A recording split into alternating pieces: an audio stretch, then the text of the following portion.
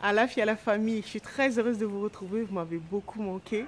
Aujourd'hui, épisode 72, nous allons pouvoir conclure ces épisodes sur l'élément feu pour pouvoir passer à l'élément suivant, c'est-à-dire l'élément air, qui nous permet de nous connecter à la connaissance et à la sagesse interne, d'accord, à la source de la sagesse.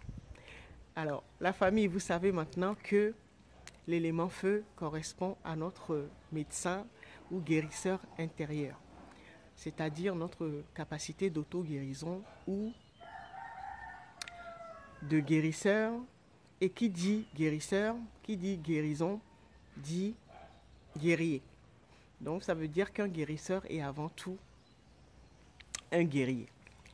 Alors, vous savez également que ça correspond à toutes les personnes qui sont nées sous un signe de feu ou qui ont un ascendant feu, c'est-à-dire les trois signes de feu, le bélier, le lion et le sagittaire.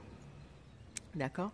La planète qui correspond au guérisseur, c'est la planète rouge qu'on appelle la planète Mars, c'est-à-dire les personnes qui sont nées le mardi.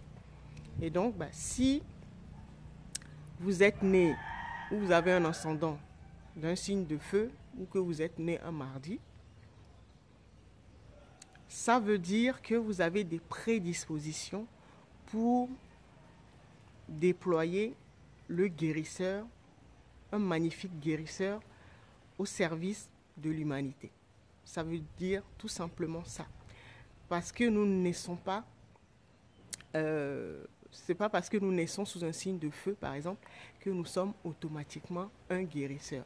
C'est un potentiel à exprimer dans sa totalité, d'accord, et donc qui nous invite à vraiment nous dépasser, à transcender et donc à pouvoir faire le Sematawi. Donc la première guérison s'adresse d'abord à nous, c'est-à-dire qui dit guérison dit faire le Sematawi, c'est-à-dire la réconciliation, unir les opposés. Et ces deux opposés ou ces deux polarités correspondent à notre partie masculine et notre partie polarité féminine.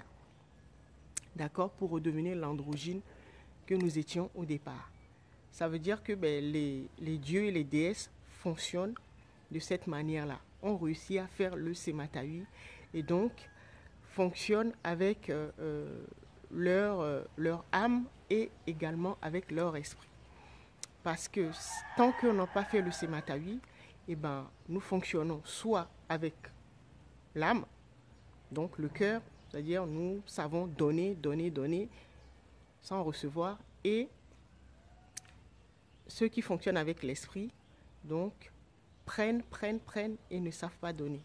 Alors pour vous situer, vous prenez par exemple sur les réseaux sociaux. D'habitude, quand vous regardez un contenu, une vidéo par exemple, au bout d'une minute au plus, vous savez tout de suite si ça vous intéresse et soit vous continuez ou si ça ne vous intéresse pas, au bout d'une minute maximum, vous zappez. D'accord? Et si vous regardez la vidéo jusqu'au bout, ça veut dire que la vidéo vous a plu. Et donc, si vous êtes dans le cœur, vous allez liker et partager. Et si vous êtes plutôt dans le mental, vous allez regarder jusqu'au bout, mais vous allez ni liker ni partager. Parce que c'est comme ça que vous fonctionnez. Et qui dit mental dit ego. Mais sachez que ce n'est pas un jugement. Hein. Sachez que nous fonctionnons uniquement avec le cœur ou uniquement avec l'esprit, c'est un déséquilibre. Il faut vraiment avoir les deux. Accepter notre partie lumineuse et notre partie sombre. D'accord?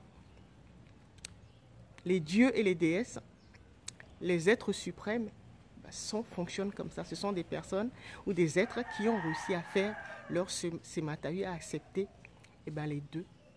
les deux polarités, et donc sont centrés, sont dans leur point zéro, leur centre de pouvoir, et donc savent exactement quand est-ce qu'il faut donner ou être dans le cœur, ou quand est-ce qu'il faut recevoir, d'accord, être dans l'esprit. Et donc accepter les deux, c'est l'union entre l'esprit et l'âme. Alors, l'élément feu en nous correspond à ce qu'on appelle la Kundalini. Donc, certains l'appellent le serpent de la Kundalini ou les serpents de la Kundalini.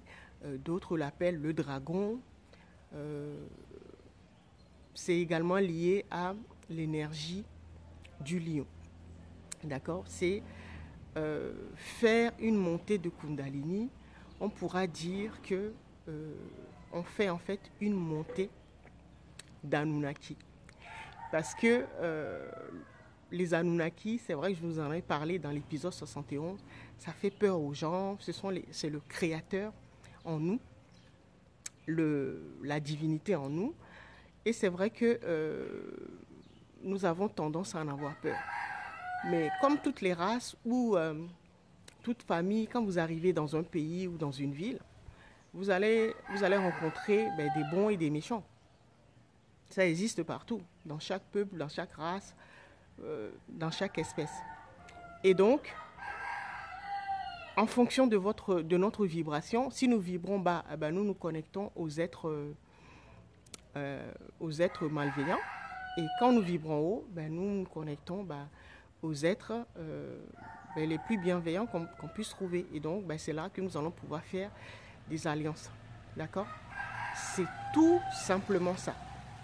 Et donc, pour dire, je fais une montée de Kundalini, d'accord, après le Sématawi dont je vous ai parlé tout à l'heure, pour dire que je fais une montée de Kundalini, on peut également dire, je fais une montée d'Anunnaki. D'accord? C'est exactement la même chose. Parce que c'est le dragon, le reptile, qui se trouve en nous, la Kundalini, qui est logée au siège en bas de la colonne vertébrale. Et quand elle monte, vous savez, nous ouvre l'œil spirituel, c'est-à-dire le troisième œil. Montée de Kundalini veut dire troisième œil. Et là, nous nous transformons en la divinité qui sommeille en nous. D'accord? Ça veut dire tout simplement, si je prends l'exemple de Clark Kent. Quand il est Clark Kent, il est un être humain. Et quand il fait sa montée de Kundalini, il se métamorphose et devient Superman. Quand le roi N'Challa est roi N'Challa, et quand il fait sa montée de Kundalini, il devient Black Panther. C'est tout simplement ça. C'est quand on fait une montée de Kundalini ou une montée d'Anunnaki, on fait ressortir le super-héros ou la divinité qui sommeille en nous. C'est tout simplement ça. Et c'est la Kundalini ou l'Anunnaki qui sommeille en nous qui ressort. D'accord? C'est tout simplement ça. Parce que les Anunnaki, on peut dire c'est la race primordiale. Là, je parle de l'époque où toute l'humanité était noire. Toute l'humanité était africaine. Et il n'y avait pas encore d'Européens, asiatiques et tout le reste. Au départ, tout le monde était africain. D'accord? Et l'humanité était une. Et tous les continents